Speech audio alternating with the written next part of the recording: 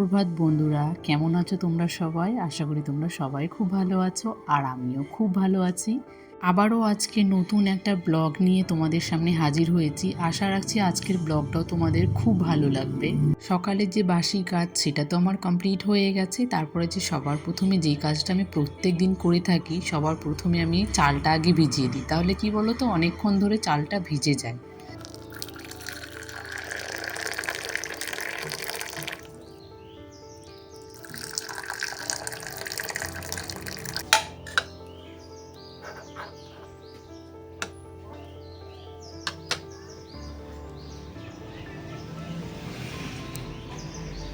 চাল ভেজানোর পরে দুজনের জন্য একটু চা করে নিলাম, তারপর দুজনে একটু সময় কাটিয়ে চাটা খেয়ে নিলাম। তারপরে আবার রান্নাঘরের দিকে এসেছি, যেহেতু আজকে রান্নাটা তাড়াতাড়ি করতে হবে। এখন কয়েকটা দিন ধরে একটু তাড়াহুড়ো হচ্ছে, যেহেতু ও এখন অনেকটা দূরে একটু অফিসে যাচ্ছে, অফিসের কাজেই যাচ্ছে। তো এখন ওর ৭টার দিন একটু ডিউটি পড়েছে কৃষ্ণনগরে, তো অনেকটা রাস্তা ওকে জার্নি করে যেতে হয়। তো এই জন্য আমি প্রত্যেক দিন একটু সকাল সকাল একটু রান্নাটা করে দেওয়ার চেষ্টা করি, তাহলে কি বলো তো, খেয়েও যেতে পারি, তার সাথে নিয়েও যেতে পারে। বাইরে গিয়ে কি খাবে এই কথাটা ভেবেই কিন্তু আমি সবসময় ওর জন্য রান্নাবান্নাটা একটু আগেই করি, কারণ বাইরের জিনিসটা খেলে ওর একটু অসুবিধা হয়ে যায়।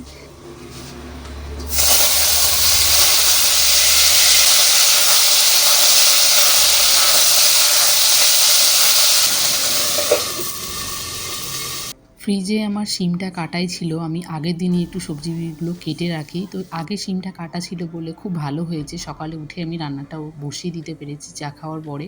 আর নাহলে কি বলো তো, রান্না করার আগে যে যে জোগাড় যন্ত্রণা, সেটা কিন্তু অনেকটা সময় লেগে যায়।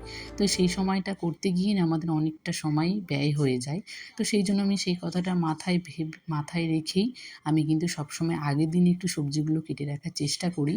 যেমন ধরো, আমি সিমটা কেটে রেখেছিলাম বলে আমি ঝটপট করে সিমটা বসিয়ে দিতে পারলাম। আলুগুলোকে আমি ভালো করে একটু ছিলে নিলাম, যেহেতু আমার কাছেতে কোনো চাকু ছুরি কিছুই নেই। তো এখন যেহেতু নতুন আলু, কিছু দিয়ে একটু ঠোকা দিলেই কিন্তু সব উপরের ছালগুলো কিন্তু উঠে যায়। তো আমি একটা চামচ দিয়েই কিন্তু কাজটা চালিয়ে নিলাম। আজকে যে আমার সিম রান্না করতে গিয়ে যে কী হয়ে গেছে তোমাদেরকে এবার বলি, দেখো। এখন আমি লবণ দিতে গেছি, যেহেতু নিরামিষ, তো নিরামিষের জন্য আমি প্যাকেট থেকে লবণটা ঢালতে গেছি। এবার লবণটা কিন্তু বেশি পড়ে গেছে। তো এবার কী করব ভাবতে পারছি না। তার আগে ভাবলাম যে যখন শিমের ওপরেই পড়েছে, তাহলে শিমগুলোই তুলে রাখি, অন্য একটা তরকারিতে আবার দিয়ে দেবো। সেই মতো আমি শিমগুলো তুলে রাখলাম একটা বাটিতে। আর এখানে যেমন যে এক্সট্রা আরও শিমগুলো যে রেখে দিয়েছিলাম পরের দিন করব বলে, তো সেই শিমটাও দিয়ে দিলাম। তাহলে কী হবে বলো তো, একটু যদি লবণটা বেশি হয় তাহলে কিন্তু তাতে ঠিক হয়ে যাবে। যেখানে দুবার খেতাম সেখানে ৩ বার খেতে হবে। ভাত করার জন্য জলটা গরম করতে বসিয়ে দিয়েছিলাম, তো দেখি জলটা গরম হয়ে গেছে। তো মামামও ঘুম থেকে উঠে গেছে, তো মামামের জন্য এখন একটি সেরিগুলোটা গুলে নেব। তো তাই জন্য একটু গরম জলটা নিয়ে নিলাম। আর আগের দিনে প্যাকেটটা কেটেছিলাম, কিন্তু কোটাতে আর রাখাই হয়নি, যেহেতু কোটাটা ধোয়া ছিল না। তো ভালো করে ঢাকা দিয়ে রেখেছিলাম, সকালবেলা যখন খাবারটা করতে গেছি তখন মনে পড়েছে, একবারে রেখে দিয়েছি। তাহলে কি হয় বলো তো, হাতের সামনে যখন যেই কাজটা পায় না, তখন যদি করা থাকে না, তাহলে পরে যে এক্সট্রা কাজগুলো তোমার হয় তখন কিন্তু সেই কাজগুলো হয় না। আর আমরা যদি কিছু নিয়ম মেনে যদি আমরা সংসারটা করার চেষ্টা করি না, তাহলে কিন্তু সংসারটা আমাদের অনেক সুখের হয়, অনেক শান্তির হয়, আর আমরা মন থেকেও খুব স্যাটিসফাই হই। যেমন আমি অনেক কিছু নিয়ম মেনে চলি, এবার যদি তোমরা সেটাকে বলো কুসংস্কার, হ্যাঁ, আমি সংসারের জন্য যদি আমাকে কুসংস্কারই মানতে হয়, তাহলে আমি সেই কুসংস্কারই মানতে রাজি আছি। যেমন আমার মা বলে, কখনো ঘরের কোনো কিছু শেষ হয়ে গেলে সেটা কিন্তু নেই কখনো বলতে নেই, সেটা সবসময় বাড়ন্তি বলতে হয়। তো আমি মায়ের কথা ভেবে কিন্তু সবসময় তাইই বলি। আর মা এটাও শিখিয়েছিল, যখন আমরা চালটা মেপে নেব, তখন কিন্তু সবার আগে লক্ষ্মীকে একটু স্মরণ করে তারপরেই কিন্তু আমরা চালটা মেপে নেব। তখন কিন্তু সবার ফার্স্টে দেখবো অল্প দুটো আমি চাল ফেলি, তারপরে কিন্তু সেটাকে প্রণাম করে তারপরে কিন্তু চালগুলো মাপতে, যেমন আমাদের যতটা প্রয়োজন আমরা কিন্তু ততটাই নেব। কেউ কিন্তু আমরা না মেপে কিন্তু কোনো কিছুই ব্যবহার করি না। যেমন চালটা তো বিশেষ করে সবাই একটু মাপ করেই রান্না করে, কারণ একটা আইডিয়া থাকে প্রত্যেক দিন রান্না করতে করতে যে কতটা চাল নিলে আমার আজকের মতো হয়ে যাবে। তো আমিও সেইভাবেই আমি চালটা সেইভাবেই নিই। আবার যখন আমি উনানের মধ্যে চালগুলোকে জলের মধ্যে দিই, তখনও কিন্তু সেই জলের মধ্যে দুটো চাল দিয়ে প্রণাম করে তারপরেই কিন্তু চালগুলো দিতে হয়। আবার যেমন চাল ধোয়ার জলটা তুমি সব জায়গায় ফেলতে পারবা না, আর চাল ধোয়া জলের মধ্যে যেন কোনো মাপার চাল যেন পড়ে না থাকে। সেই জলের থেকে যদি একটা চালও যদি পড়ে থাকে না, সেই চালটা যদি পাখিতে খায়, সেটাই হচ্ছে আমাদের সংসারের বড় অকল্যাণ। তো সবসময় আমি এই মাথায় চিন্তাগুলো রেখেই আমি সংসারের কাজগুলো করি, আর সংসারটাকে সেই সুস্থভাবে একটু মানিয়ে নিয়ে নিজের মতো করে চলার চেষ্টা করি। সকালে আমি রান্না এখন আমার কমপ্লিট হয়নি, রান্নাঘরে রান্না হচ্ছে, বসিয়ে এসেছি। তার ফাঁকে আমি একটু ঘরের কাজগুলো কমপ্লিট করে নিচ্ছি, যেহেতু মামাম গেছে স্কুলে। তো সেই ফাঁকে একটু বেডটাকেও ক্লিনিং করে নিলাম, তার সাথে জানালার পর্দাগুলো একটু খুলে দিলাম। আর দেখো জানালা দিয়ে কী সুন্দর ঘরের মধ্যে রোদ ঢুকছে না, এই রোদটাই হচ্ছে ঘরের মধ্যে বেশি পজিটিভ এনার্জিটা নিয়ে আছে। যেহেতু এখন শীতকাল, তো শীতকালে আমাদের একটু সবার গায়ে রোদ পড়লে না সেটা ভালোই লাগে।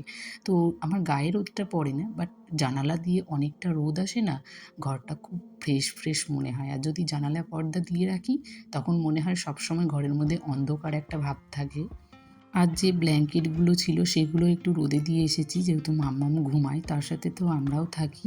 তো প্রতিদিন রোদে দিলে কি হয় বলো তো, একটা পজিটিভ এনার্জি আসে, তার সাথে কিন্তু আমাদের গরম লেপে এই শীতকালে ঘুমাতে কার না ভালো লাগে বলো।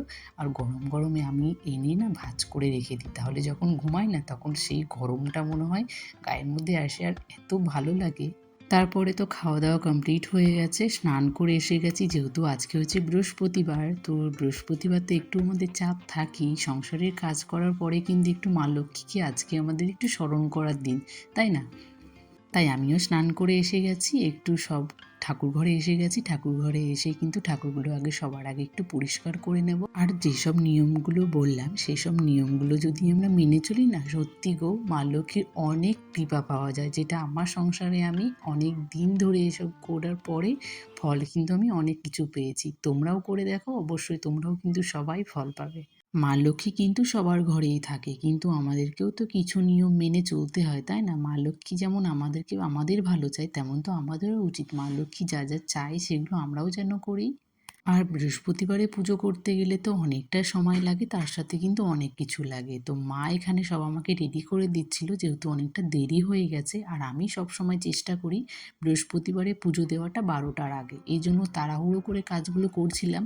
আর মাকে বলছিলাম তুমি সব কিছু আমাকে এনে দাও। তো এখানে যেহেতু ফুলটা শুধু এনে দিয়েছিল, বেলপাতা, তুলসী পাতা এগুলো কিন্তু সব একটা একটা করে দিয়ে। আর প্রত্যেক বৃহস্পতিবারে পুজোটা আমিই দিই, যেহেতু পড়াশোনা জানে না, তো মা তো পাঁচালিটা পড়তে পারে না, তাই মা আমাকে বৃহস্পতিবারে পুজোটা মাই আমাকে দিতে বলে। তো প্রত্যেক বৃহস্পতিবারে পুজোটা আমিই দিই। তো বৃহস্পতিবারে পুজো করতে গেলে কিন্তু আমাদের অনেকটা সময় নিয়ে পুজোটা করতে হয়, আর অনেকটা ধৈর্য রাখতে হয়। আজকে যেহেতু অনেকটা দেরি হয়ে গেছে, তাই আমি কিন্তু আজকে শাড়ি পরতে পারিনি। আজকের পুজোটা কিন্তু নাইটি পরেই দিচ্ছি। তো এটাও কিন্তু আমাদের একটা নিয়মের মধ্যে পড়ে, বৃহস্পতিবারে পুজো করতে গেলে কিন্তু আমাদের সেটা শাড়ি পরে শুদ্ধ মন নিয়ে উপোস থেকে কিন্তু পুজোটা করতে হয়। কিন্তু আমরা সেটা করি না। সব নিয়ম তো আর মানা যায় না, তাই কিন্তু এই নিয়মটা আমি মানতে পারি না। আর জানো তো, আমার যে কোনো কাজ না ডিপেন্ড করে মাম্মামের ওপর। মাম্মাম যদি বিরক্ত না করে না, আমার সব কিছু কমপ্লিটভাবে মানে সুস্থভাবেই হয়ে যায়। আর মাম্মাম না এক একদিন এত বিরক্ত করে যে আমি কাজগুলো কমপ্লিটভাবে করতেই পারি না। তো আজকে যেহেতু বৃহস্পতিবার, ঘরটা বসিয়ে দিলাম, তার সাথে একটু পুজো করে নিলাম। আর জানো তো, পুজো করতে করতে ভীষণ ঠান্ডা লাগছিল, তাই একটু গায়ে চাদরটা দিয়ে নিলাম। আর যেহেতু পুজো করার সময় তো চুল ছেড়ে পুজো করতে হয় না, তাই আমি এখন চুলটাও বেঁধে নিয়েছি। আর এখানে আমার পুজো করা কমপ্লিট হয়ে গেছে, এখন শঙ্খটা বাজিয়ে নিলাম। যেহেতু বৃহস্পতিবার তো কোনো ঘন্টা কাঁসা কিছুই বাজাতে নেই। আর পুজোর শেষে একটু পাঁচালি পরে নিলাম। আর এটাই হচ্ছে বৃহস্পতিবারের মাস্ট পুজো, মানে পুজোর পরে যে পাঁচালিটা পড়তে হয়। তো আমার এখানে পাঁচালিটা পড়া হয়ে গেল। তো বন্ধুরা চলো, আজকের মতো ভিডিওটা আমি এখানেই শেষ করছি। ভিডিওটি ভালো লাগলো সবাই একটা করে লাইক করে দিও, সবাই একটু কমেন্ট করিও। আর নতুন নতুন বন্ধুরা এসে থাকলে চ্যানেলটিকে সাবস্ক্রাইব করে দিও। টাটা।